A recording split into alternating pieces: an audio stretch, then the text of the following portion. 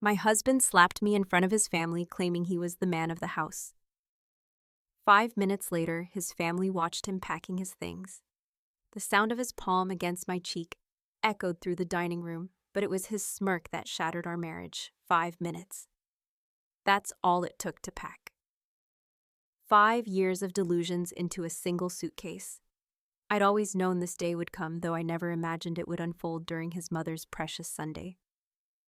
Roast dinner, the table was set with her finest china wedding gifts she'd proudly displayed for 40 years of her own submissive marriage. The irony wasn't lost on me. James stood there 6'2" in of entitled arrogance, his chest puffed out like a peacock, displaying his dominance. His father nodded approvingly. The same slight nod I'd seen countless times when his son followed in his footsteps of keeping his woman in line. His mother's eyes dropped to her plate, a behavior I'd watched her perfect over decades of similar moments. I am the man of this. House, James declared, his voice carrying that familiar tone of superiority that had slowly poisoned our marriage. And it's time you remembered your place. The sting on my cheek was nothing compared to the fire burning in my chest. 5 years of calculated submission had led to this moment. 5 years of documenting every controlling comment, every financial decision, every subtle manipulation. 5 years of building my escape route, brick by brick, while playing the role of the perfect submissive wife. Little did he know, I'd already withdrawn half of our joint savings legally. With documented evidence of my contributions, the separate apartment had been rented for months. Furnished gradually with cash purchases, my new job offer was secured, starting next week at a firm across town. Every detail had been meticulously planned, waiting only for this final act of public humiliation to justify its execution. "You're right, James," I said softly, my voice steady despite the adrenaline coursing through my veins. "You are the man of this house." His smirk widened, victory gleaming in his eyes. His sister Caroline shifted uncomfortably in her chair, while his brother Michael suddenly found his roast potatoes fascinating. The familiar dance of family denial was in full swing. I stood up slowly, my napkin placed deliberately beside my barely touched dinner, which is why I continued walking towards the hallway closet. "You should have this house all to yourself." The confused murmurs around the table grew as I pulled out the pre-packed suitcase I'd planted there earlier that morning. James's face began to transform, the smirk melting into uncertainty. "What do you think you're doing?" he demanded, his voice rising with each word. "Showing you exactly what the man of the house has earned," I replied, wheeling the suitcase to his feet. "Inside, you'll find enough clothes for a week, your essential toiletries, and copies of some interesting documents I've been collecting." His father started to rise, but I silenced him with a look that carried years of pent-up defiance. "You might want to stay seated for this part, Richard. It concerns you too," from my purse. I withdrew a thick envelope. "This contains records of every joint account transaction where money was diverted to your private account." James, fascinating pattern, really. Always after my quarterly bonus is cleared. "There's also documentation of the consulting fees paid to your father's defunct company, Creative Tax Evasion." I must say, the color drained from both men's faces. Eleanor's hands trembled as she reached for her water glass, while Caroline's eyes widened with a mix of horror. "And was that admiration? You can't prove anything," James sputtered, but his voice lacked conviction. "Actually, I can. My father didn't just teach me to be a good wife, James. He taught me to be a good accountant. First, those skills came in quite handy while building my case over the past 3 years. The silence in the room was deafening.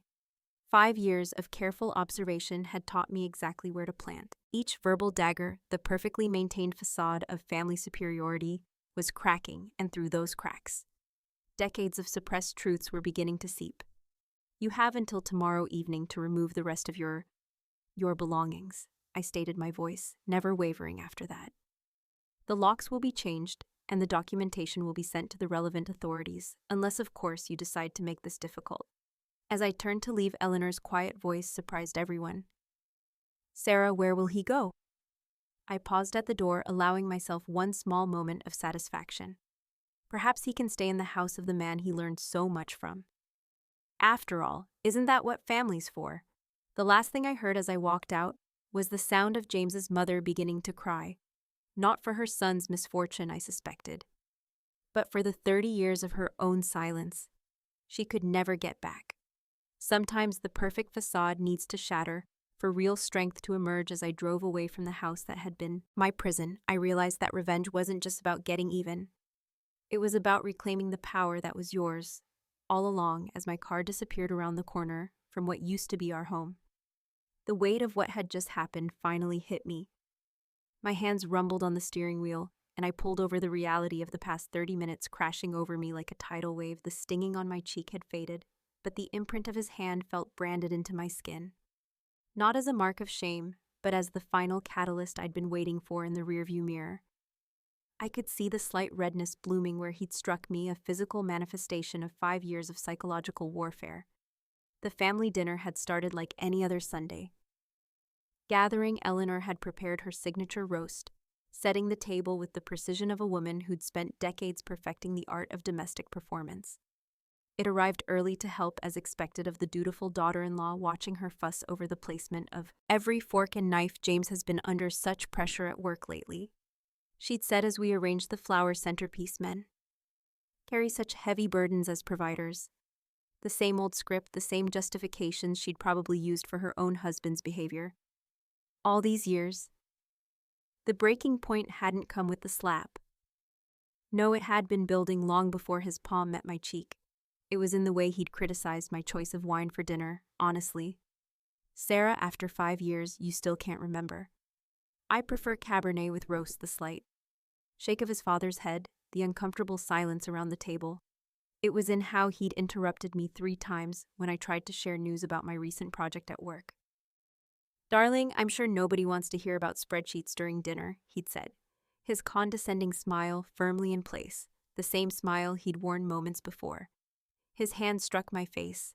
The conversation had turned, as it inevitably did, to the roles of men and women in marriage. Richard, James's father, had been expounding on the importance of traditional values, his voice carrying the weight of someone who believed they were sharing universal truths. The problem with modern marriages, he declared, swirling his wine with authority, is that women have forgotten the natural order of things. A man must lead his household. I'd made the mistake of disagreeing politely, of course, as I'd been trained to do over the years. Actually, I believe partnership and mutual respect. The sound of James's hand slamming on the table had cut through the room like a gunshot. Enough. I won't have my wife contradicting my father in my own home. That's when it happened, the slap that echoed through the room, the culmination of years of suppressed dignity. But what followed was the real breaking point. His smirk. That self-satisfied expression of a man who believed he'd finally put his wife in her proper place.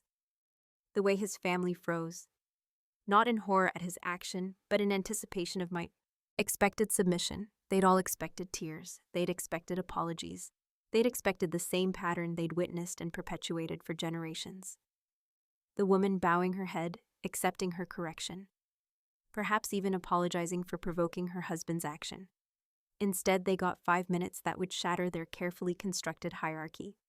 Now, sitting in my car, just around the corner, I pulled out my phone. 3 missed calls from Caroline, James's sister, a text message. I had no idea you were going through this. Do you need anything? My hands had stopped shaking in their place. A steady calm had settled over me, the kind of calm that comes with absolute certainty. I thought of Eleanor's face as I'd walked out, the dawning realization in her eyes. Maybe, just maybe, I'd broken more than just my own chains tonight. The breaking point wasn't just about the slap or the smirk, or even the years of subtle degradation. It was about the moment I chose to transform pain into power, humiliation into action, and silence into strength.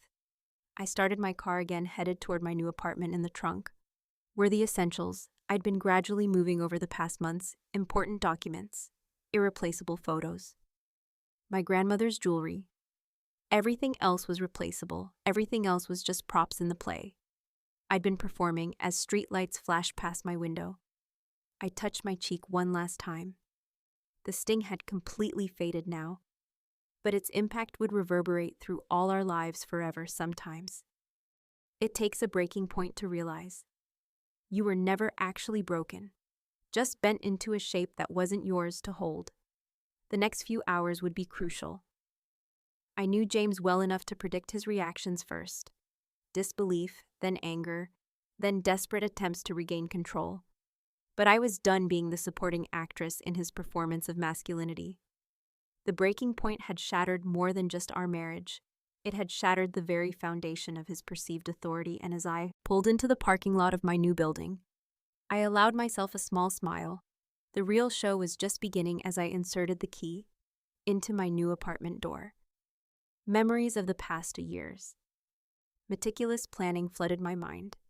This wasn't just an escape plan. It was an elaborate chess game where every move had been calculated, every sacrifice measured, and every piece positioned with surgical precision. I walked into the modestly furnished space, so different from the opulent house I just left. The furniture here was all mine, purchased piece by piece with cash, withdrawn in small amounts. Over months, each item represented a step toward freedom, a silent act of rebellion against James's controlling grip on our finances. Opening my laptop, I accessed the secret email account I'd created years ago. Inside were folders of evidence, each meticulously organized and backed up on multiple secure clouds. I clicked through them now, remembering how each piece had come together. Year 1. The first signs were subtle: James's insistence on joint financial decisions that were actually his alone. The way money disappeared from our accounts into his private investments. I'd started documenting everything then, creating spreadsheets, tracking every suspicious transaction, every financial manipulation. Being an accountant had its advantages. I knew exactly where to look and what to record. My fingers traced over a particular folder labeled Family Finances. Inside were records of the money laundering scheme between James and his father, consulting fees paid to a defunct company, tax evasion carefully disguised as business losses. I discovered this purely by accident while organizing our tax returns, but it had become the cornerstone of my leverage. Year 2. The psychological documentation began. I'd started keeping audio recordings of our conversations, particularly when he'd had too much to drink and his mask would slip. The verbal abuse, the gaslighting, all carefully time-stamped and archived. There were videos too, seemingly innocent family gatherings where his controlling behavior was on full display, though subtle enough that most wouldn't notice unless they knew what to look for. I opened another folder containing emails from my therapist, documenting sessions where I discussed the emotional abuse she'd been instrumental in helping me maintain my sanity while building my case, teaching me techniques to appear compliant while secretly strengthening my resolve. Year 3, the physical preparations began. I'd started squirreling away cash, never more than would be noticed missing from our accounts. I'd opened a separate bank account using my office address for correspondence. Every bonus I'd earned had been split, half going into our joint account. As expected, half secretly diverted to my escape fund. Clicked through photos of the bruises, not from physical abuse, but from accidents that happened when James was angry. A push door here, a grabbed arm there, all photographed, dated, and witnessed by my doctor, building a pattern that could not be dismissed as coincidence. The most crucial folder contained the recordings of his father's drunken confessions at family gatherings. Richard's so proud of his business. Acumen had no idea that his boasting about tax strategies was being carefully documented. The recording from last Christmas was particularly damning. His detailed explanation of how he taught James to manage company accounts would be especially interesting to the IRS. Standing up from my laptop, I walked to the kitchen and poured myself a glass of wine. Not James's preferred Cabernet, but my favorite Pinot Noir that I'd never been allowed to buy. The irony wasn't lost on me, that while James thought he was controlling every aspect of our lives, I'd been quietly building an arsenal that could destroy him. My phone busted again, more messages from his family. I opened Caroline's text. Mom's hysterical, dad's threatening legal action. Are you sure you want to do this? I smiled, remembering the look on Richard's face when I'd mentioned those consulting fees. He knew as well as I did that legal action would only expose their carefully hidden financial misdeeds. Their threats were as empty as their moral superiority. Opening my journal, the real one, not the decoy I'd left for James to find, I began to write about today's events. This journal, along with its predecessors, documented every step of my preparation, every moment of clarity that had led to tonight's confrontation. These weren't just diary entries. They were a testament to years of silent resistance. The clock struck midnight, and I realized I'd been sitting there for hours, surrounded by the evidence of my patient revenge. Tomorrow, James would probably try to access our joint accounts only to find I'd already withdrawn my legal share.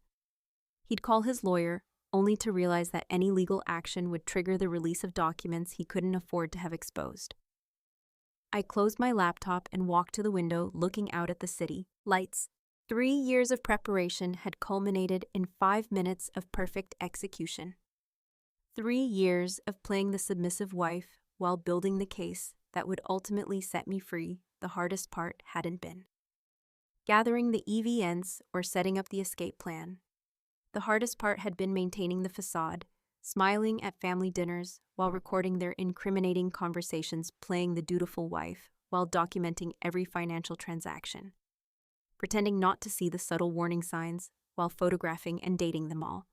But patience, as they say, is a virtue, and in revenge, when served cold, after years of careful preparation, tastes all the sweeter. For the wait the morning after my escape brought exactly what I'd anticipated at chaos by 10 a.m. My phone was flooded with messages, missed calls, and voicemails, each one more desperate than the last. I watched them roll in while sipping my morning coffee, feeling strangely detached from the storm. He unleashed Sarah. "You're being irrational. Come home and we can discuss this like adults." James, 6:15 a.m. "Do you have any idea what you're doing to this family, Richard?" 6:45 a.m. "Please, darling, let's not make this bigger than it needs to be." Eleanor, 7 a.m. The calculated response I'd prepared was already in motion. My lawyer, Patricia Chin, had been briefed months ago and was ready at exactly 8:00 a.m. As planned, she began sending out a series of carefully crafted emails. The first went to James's law firm, detailing the financial discrepancies I had uncovered, the second to his father's business partners, hinting at irregularities in their consulting arrangements. I replayed yesterday's scene in my mind, those crucial 5 minutes after the slap, the way I maintained perfect composure while retrieving his packed suitcase. The precision with which I'd laid out the evidence, the calculated way I'd revealed just enough to show them I held all the cards without exposing my full hand. The doorbell rang at 9:00 a.m. Through the peephole, I saw James, his appearance disheveled, so unlike his usual polished facade. His tie was crooked, his hair unkempt. The man who'd always insisted on perfect presentation was unraveling, just as I'd predicted, and Sarah. He called through the door. "This is ridiculous. Open the door." I pressed record on my phone. Another habit born from years of preparation, James. "Step away from the door. Any attempt at forced entry will be reported to the authorities. You can't do this to me. I'm your husband, the man who slapped me in front of his family. That husband." My voice remained steady, controlled the security cameras. "In this building are recording everything, James. Your choice, how you want this to look in the divorce proceedings." I heard him punch the wall. Another predictable response. James had always resorted to displays of physical aggression when he felt powerless. The difference was, this time, it would only strengthen my case. My phone buzzed with a text from Caroline. "He's at your apartment." Dad's furious. He just got a call from his biggest client, asking questions about the consulting fees. Everything was falling into place. The dominoes I'd carefully arranged over years were toppling exactly as planned. James's desperate display at my door, Richard's clients asking questions, Eleanor's frantic calls. All of it proved that my calculated response was hitting its marks with precision through the door. I could hear James's breathing heavy with frustration. "The passwords have been changed," he said, his voice dropping to a threatening whisper. "You can't access any of our accounts." I allowed myself a small smile. "Check your email, James. Your father might want to see it too."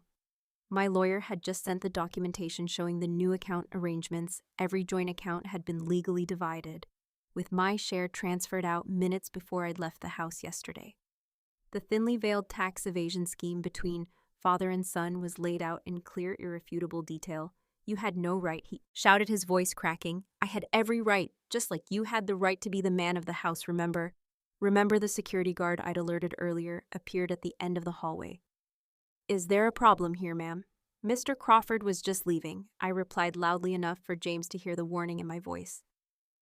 I listened to his footsteps retreating, followed by the ding of the elevator through my security app.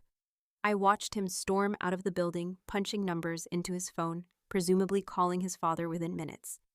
My phone lit up with a call from Richard. I let it go to voicemail, then played it on speak. Sarah, you listen to me. Whatever you think you're doing, you're making a terrible mistake. This family has connections. You can't imagine one word from me. I sent a text in response. One word from me to the IRS. Richard, your choice. The calculated response wasn't just about the evidence I'd gathered or the timing of my escape. It was about understanding their psychological patterns, predicting their reactions, and having countermoves prepared for each one. Every threat they could make had already been anticipated and neutralized. I opened my laptop and sent the final email of my calculated response to Eleanor attached. Were photos spanning our marriage, every family dinner where James had belittled me, every holiday, where Richard had lectured about a woman's place, every moment, where she had sat in silent complicity. The final photo was from yesterday. My cheek still red from James's slap. Sometimes I wrote the strongest thing a woman can do is stop accepting what she's taught to endure. As I closed my laptop, I realized that these 5 minutes of calculated response had achieved what 5 years of silent submission never could, in showing them exactly who I'd become, while they thought they were breaking me.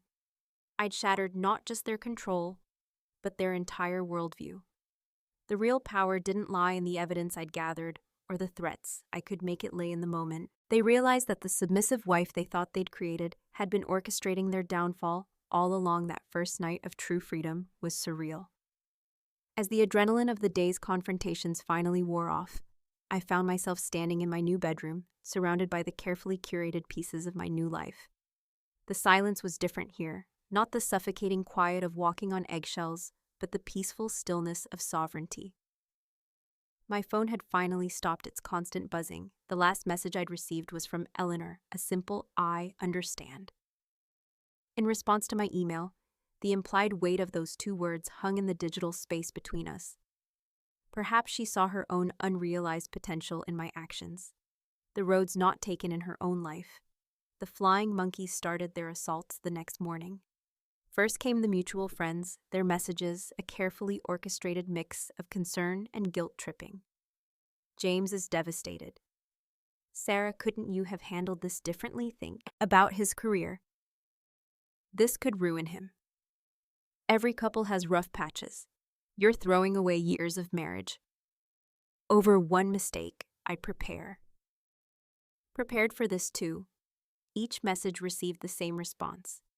A photo of my bruised cheek followed by, "Would you give this advice to your daughter?" The silence that followed was telling. Then came the family pressure. James's cousins, aunts, uncles, people who'd smiled benignly at his controlling behavior for years, suddenly had very strong opinions about vindictive actions. Their messages ranged from emotional manipulation to outright threats. But something unexpected happened too. Support emerged from unlikely corners. Caroline, James' sister, showed up at my apartment with a bottle of wine and tears in her eyes. I've watched him become our father for years. She confessed as we sat on my new couch. "I should have said something, done something, you're doing something now," I replied. Pouring her another glass, my phone lit up with a text from Michael James's. "Brother, the family's in chaos. Dad's lawyers are working overtime. But I want you to know you did the right thing. Some things need to break to be rebuilt." The most surprising ally emerged in the form of James's young Naima. At 16, she'd started a group chat with her female cousins, sharing the documentation I'd kept of James's behavior as a warning sign checklist. Aunt Sarah showed us we don't have to accept this as normal. She'd written the thought of these young women learning to recognize red flags early filled me with a fierce pride. Building a new support system meant being vulnerable in ways I'd forgotten how to be. I reached out to old friends who drifted away during my marriage, expecting rejection, but finding open arms. "Instead, we've been waiting for you to come back to us," my college roommate Lisa said. During our first lunch reunion, we knew the Sarah we loved was still in there somewhere. My therapist, Dr. Martinez, helped me navigate the emotional landscape of freedom. Experiencing something unique, she explained during our session. Most Abu survivors struggle with the aftermath of escape war, dealing with the aftermath of a perfectly executed liberation. The emotions are different, but they still need processing. He was right. There was guilt not for leaving, but for succeeding, where so many others couldn't. There was fear, not of James anymore, but of the ripple effects my actions would have through generations of his family. And there was grief not for the marriage I'd lost, but for the years I'd spent planning instead of living. Work became my sanctuary. I'd already laid the groundwork for success there. Quietly excelling while maintaining the facade of the disinterested corporate wife now. Unleashed from the requirement to downplay my achievements, I threw myself into projects with renewed vigor. My boss, Sarah Chin, pulled me into her office. A week after everything happened, I always knew you were holding back, she said, sliding a folder across her desk. We have an opening for department head. The interview is yours if you want it. The position would mean a significant pay raise, and more importantly, a chance to mentor other women in the firm. The irony wasn't lost on me while James's career was imploding under the weight of exposed financial misdeeds. Mine was soaring each day, brought new challenges but also new victories. I learned to sleep in the middle of the bed, to choose restaurants based solely on my preferences, to laugh, without checking if my joy was appropriate to the situation. Small freedoms that felt enormous. After years of constraint, the most profound change was in my reflection. The woman in the mirror stood straighter, smiled more freely, looked back at me with clear eyes that no longer carried the shadow of constant calculation. He wasn't just surviving anymore. She was flourishing. Late one night, about 2 weeks after my escape, I received an unexpected email from Eleanor. I filed for divorce today. Richard doesn't know yet. Thank you for showing me it's never too late to start over. Would you meet me for coffee? As I wrote back, accepting her invitation, I realized that the aftermath of my calculated revenge had evolved into something more meaningful than punishment. It had become a beacon, illuminating paths to freedom for others. Trapped in the same patterns, the woman who'd been slapped at a family dinner was gone. In her place stood someone stronger, not because of the revenge she'd enacted, but because of the freedom she'd claimed. The aftermath wasn't just about surviving the explosion I'd created. It was about building something beautiful from the ashes. The coffee shop where I met Eleanor was neutral territory. Far from both our usual haunts, she looked smaller somehow, without Richard's dominating presence beside her. Her hands trembled slightly as she stirred her latte. The diamond ring she'd worn for 40 years noticeably absent. Richard received the divorce papers this morning, she said quietly.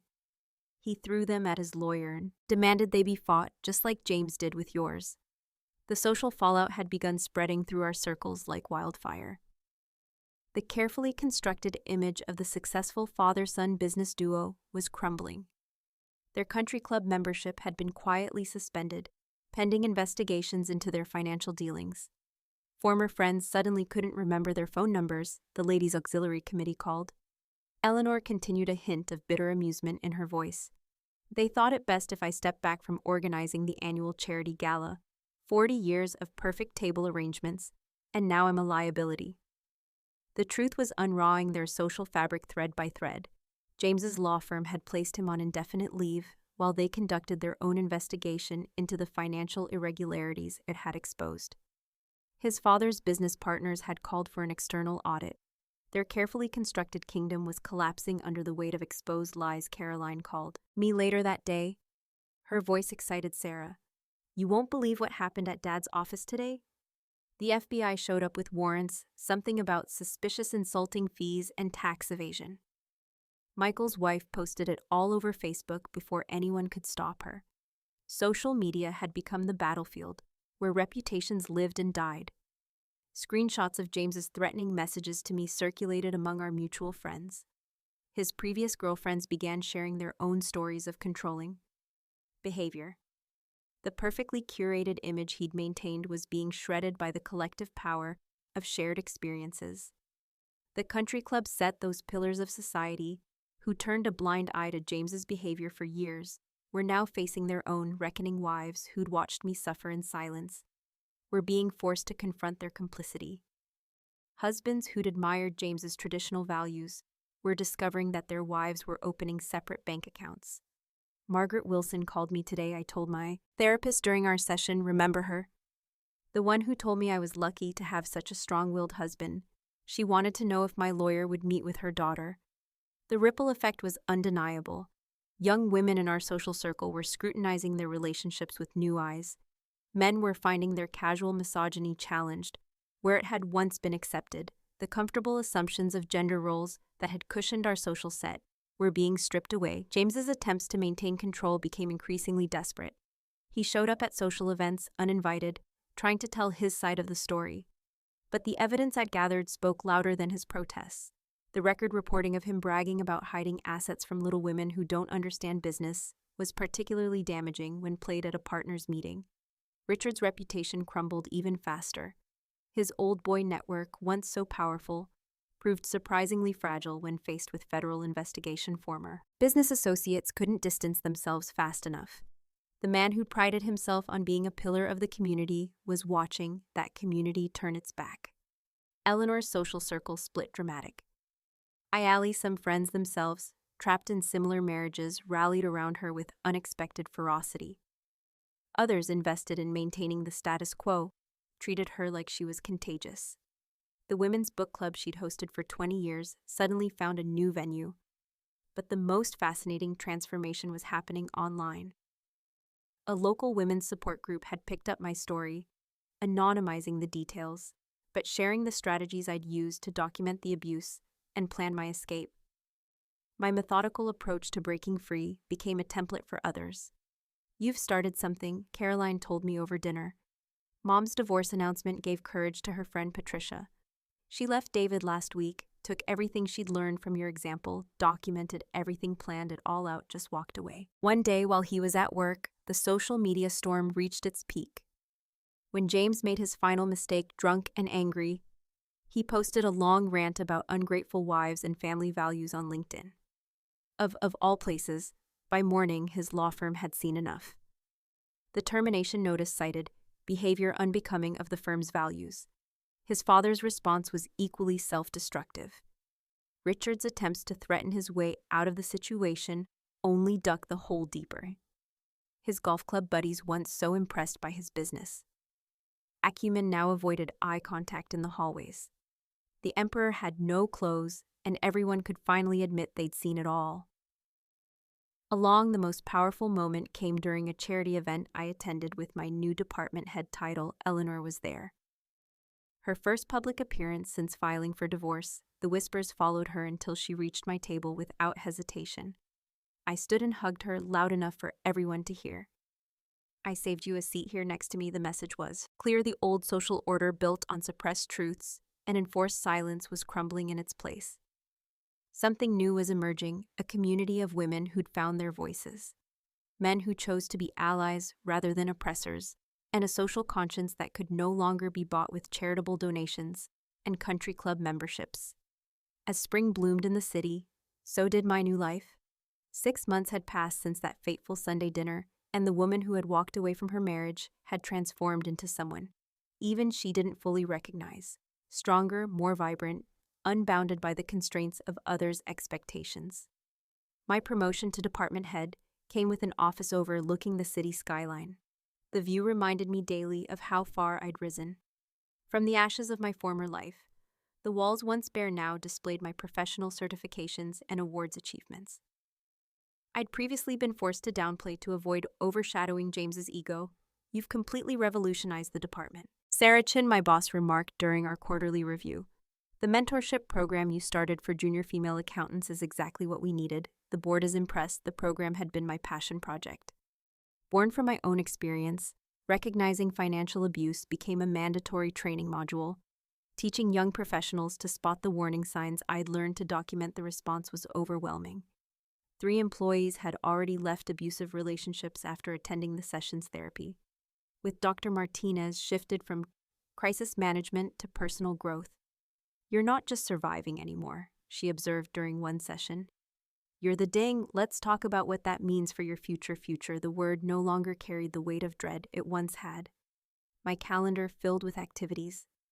I'd been denied during my marriage art classes, salsa dancing weekend trips with rediscovered friends.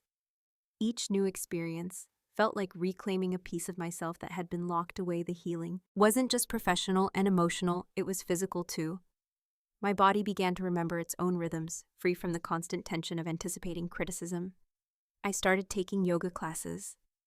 Feeling my spine straighten and strengthen with each session, the woman in my mirror stood taller, smiled more freely, carried herself with a confidence that came from within rather than seeking external validation.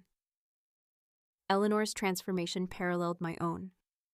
After her divorce was finalized, she enrolled in community college courses, fulfilling a dream Richard had dismissed decades ago.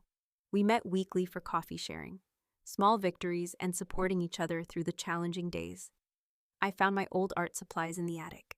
She told me one afternoon, her eyes bright with excitement. Richard hated my painting, said it was a waste of time. I'm turning his study into my studio. The Phoenix Rising wasn't just about personal achievement, it was about helping others spread their wings too. I started speaking at women's shelters, sharing my story, and the practical steps I'd taken to escape my methodical documentation process became a template shared through support networks and advocacy groups. Caroline joined me at these sessions, adding her perspective as someone who'd grown up in a household of controlled women together. We developed a workshop called Breaking the Cycle, helping others recognize and respond to patterns of financial and emotional abuse. You know what's ironic, Caroline said, after one particularly powerful session. James and Dad always preached about family legacy. This is our real legacy, helping other women find their strength. The personal growth extended to my relationships with men. Dating seemed like a foreign concept after years of controlled marriage, but slowly I began to trust my judgment again. I learned to recognize genuine respect, to appreciate men who celebrated rather than stifled. My success. My first post-divorce date was with a colleague from another firm, a quiet, thoughtful man who listened more than he spoke when he asked about my career goals and actually waited for the answer. I realized how low my expectations had been set before the most unexpected growth came in. Forgiving myself, not for leaving, I'd never doubted that decision, but for the years I'd spent planning instead of living. Dr. Martinez helped me see those years differently. Those weren't wasted years, she explained. They were your cocoon phase, every moment of planning, every document you preserved, every small act of secret resistance. Those were the threads you used to weave your wings. The ultimate test of my growth came when James made one final attempt at reconciliation. He appeared at my office, humbled by his downsized life and tarnished reputation. The old James would have demanded, threatened, controlled this version. Asked, almost politely, if we could talk. I've changed, he claimed, sitting across from my desk. Therapy, anger management. I'm not the same man who that day at dinner I studied. Him calmly noting the designer suit that didn't quite fit anymore. The slight tremor in his hands. The man who had once seemed so powerful now looked small in my professionally appointed office. Surrounded by evidence of my success. I believe you've changed, I replied. My voice steady, but so heavy. And this version of me deserves more than an improved version of you. As security escorted him out, I felt the final pieces of my old self fall away. The phoenix doesn't return to the ashes it rose from, it soars forward. Stronger for having survived the flames that evening, standing in my home office. I finally took down the last photo from my marriage in its place. I hung a painting Eleanor had created, a phoenix in flight, its wings spread wide against a dawn sky. Below it she'd written, "Thank you for teaching me to rise 1 year to the day." After that fateful Sunday dinner, I stood at the podium of the National Conference for Financial Empowerment, preparing to deliver the keynote address. The irony wasn't lost on me. My expertise in documenting financial abuse had transformed from a revival strategy into professional acclaim. Our next speaker, the introducer announced, has revolutionized how we understand and combat financial abuse in relationships. Please welcome Sarah Mitchell, author of Silent Ledgers, Breaking Free from Financial Control. My book, born from the detailed documentation of my own experience, had become a bestseller in the business and self-help categories. Each chapter was a carefully crafted guide, teaching others to recognize and escape the patterns I'd learned to document. The advance alone was more than James's annual salary had been. The sweet revenge wasn't in the success itself, it was in the complete reversal of power. James, now working at a small suburban law firm, had tried to prevent the book's publication. His cease and desist letter sat framed in my home office, a reminder of how far I'd come from the woman who would have once yielded to such threats. During the Q&A session after my speech, a familiar face appeared at the microphone. Eleanor, elegantly dressed in an artist smoke splattered with paint, stood tall as she addressed the crowd. As someone who lived 40 years in financial darkness, she began, her voice clear and strong. How do we help women recognize their worth before it takes decades to break free? The audience didn't know she was my former mother-in-law. They didn't know that her art gallery showcasing works by survivors of domestic abuse had just received a major grant. They didn't know that Richard's attempts at reconciliation had been met with restraining orders and public humiliation. My answer was simple. We lead by example. We show them that success isn't measured by the size of their husband's bank account, but by the strength of their own resolve. The revenge grew sweeter with each small victory. James's new girlfriend, having Googled him before their third date, found my TEDx talk about recognizing controlling behaviors. She ended things immediately. Richard's country club membership was permanently revoked when the extent of his financial frauds became public record, but the sweetest revenge came in unexpected forms. The women's shelter where I volunteered named a financial literacy program. After me, former clients from James's law firm began seeking my consulting services on detecting hidden assets in divorces. My methodology for documenting abuse became part of the standard training for domestic violence counselors. Caroline called one evening with news that made me laugh out loud. Dad tried to join the new golf club in Westbrook. She reported they Googled him and suddenly their membership was full. But guess what? They just invited Mom to showcase her artwork in their main hall. The local newspaper ran a feature story about Eleanor's transformation from country club wife to celebrated artist and advocate. The photos showed her in her studio, surrounded by powerful paintings of women, breaking free from various bonds. The reporter noted that her ex-husband declined to comment for the story. James made one final attempt at reasserting control. He showed up at a book signing, waiting in line. Like any other attendee, when he reached my table, he placed my wedding photo before me instead of my book. "Remember when you were happy?" he asked, loud enough for nearby fans to hear. Before you became this, I picked up the photo, studying it briefly. The smile on my past self's face was perfect. Practiced hollow, looking up at James. I saw what I'd failed to see back then. A small man desperate to feel big. "Would you like me to sign this too?" I asked pleasantly, uncapping my pen to James. "Thank you for teaching me that the best revenge is living well, shall I date it?" The whispers. And phone cameras around us told me this encounter would soon be viral. James retreated, leaving the photo behind. I added it to my speaking materials, a visual aid for recognizing the difference between a genuine smile and a survival mask. The ultimate revenge wasn't in James's downfall or Richard's disgrace. It wasn't even in my own success. It was in the ripple effect of empowerment spreading through our social circles. Young women who'd once admired my perfect marriage were now attending my workshops on financial independence.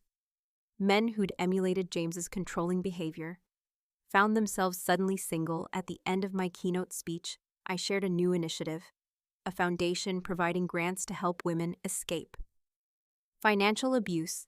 The first recipient would be announced next month at a gala hosted in the same country club where James had once held court success. I told the audience, isn't about getting even, it's about getting free and then holding the door open for others to follow. As I left the stage to a standing ovation, my phone buzzed with a text from Eleanor. "Just sold my portrait series. Men who would be kings. Guess who bought the centerpiece?" James's old law firm. They're hanging it in their lobby as a commitment to their new ethical standard. I smiled, remembering the central painting in that series, a man on a throne of paper money, his crown slipping while women in business suits walked past him, their shadows casting longer than his figure. Sometimes the sweetest revenge is simply becoming everything they said you couldn't be. 2 years after that life-changing Sunday dinner, I stood in front of my full-length mirror adjusting the CEO nameplate on my new office door. Not just department head anymore, but chief executive officer of my own financial consulting firm, specializing in helping women achieve economic independence. The final victory wasn't marked by a single moment, but by the profound realization that I no longer defined myself in relation to James or what had happened. The woman who looked back at me in the mirror wasn't a survivor, wasn't an ex-wife, wasn't even a champion of women's financial independence. Though she was all these things, she was simply and powerfully herself. My phone buzzed with a text from Eleanor. Just finished my last therapy session. The therapist says, I'm ready to write my own book. Would you write the foreword? Her transformation had been as complete as my own. The timid woman who had spent decades in Richard's shadow now owned one of the most respected galleries in the city, specializing in art therapy and empowerment. Her story had become intertwined with mine in unexpected ways, both of us rising from the same oppressive household to find our own paths. The final piece of victory came in the form of an invitation. The National Association of Women in Finance wanted me to lead a panel on domestic financial abuse. The topic wasn't unusual. I'd done dozens of such panels, but this one was different. Among the attendees would be a group of law students from James's new workplace required to attend as part of their ethics training. Are you sure you want to do this? Caroline asked when I told her you don't owe them anything. It's not about owing, I replied. It's about showing them that the end of one story can be the beginning of a better one. The day of the panel, I wore the same red dress I'd worn on that fateful Sunday. Not as a reminder of pain, but as a symbol of how far I'd come. The slap that had once stung my cheek had become the catalyst for a movement that had helped hundreds of women find their strength. James was there sitting in the back row with his students. He'd aged more than 2 years, should account for his hair. Great at the temples, his posture less commanding. Our eyes met briefly as I took the stage. And for the first time, I felt nothing, no anger, no fear, no satisfaction in his downfall. He had become irrelevant to my story. Financial abuse. I began. Isn't just about money, it's about power, control, and the systematic erosion of self-worth. But today we're not here to talk about victimhood. We're here to talk about victory.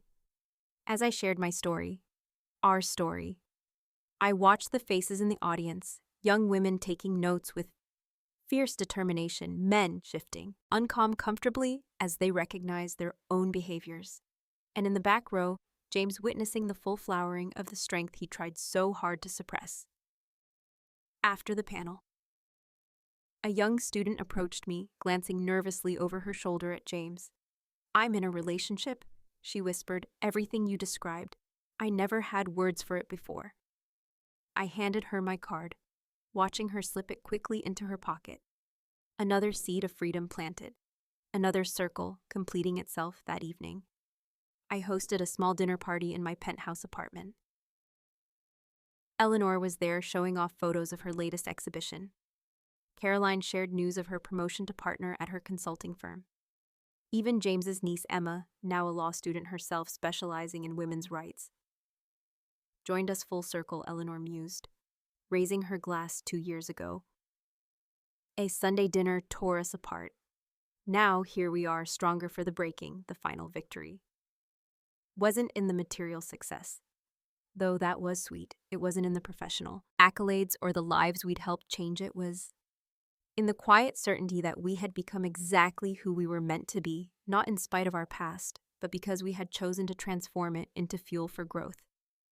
As my guests left that evening, I stood on my balcony, watching the city lights flicker like stars. The woman who had once planned her escape in secret, now planned expansions of her enterprise in broad daylight. The voice that had been silenced now reached thousands. The hands that had once trembled now held the rein of her own destiny, with steady confidence. My phone buzzed one last time. A message from Dr. Martinez. Saw your panel today. Remember when you first came to me planning your escape? Look at you now. This isn't just victory. Sarah, this is transcendence. He was right. The final victory wasn't about winning or losing, revenge or redemption. It was about discovering that the person I'd been fighting to become had been there all along, waiting for the courage to emerge. I touched my cheek, remembering the sting of that slap that had set everything in motion. What had seemed like an ending had really been a beginning in trying to put me in my place. James had inadvertently helped me find it, not as his wife, not as his victim, but as the architect of my own destiny. The circle was complete. The story had found its true ending, not in the moment I walked away, but in the woman I had become by walking toward myself.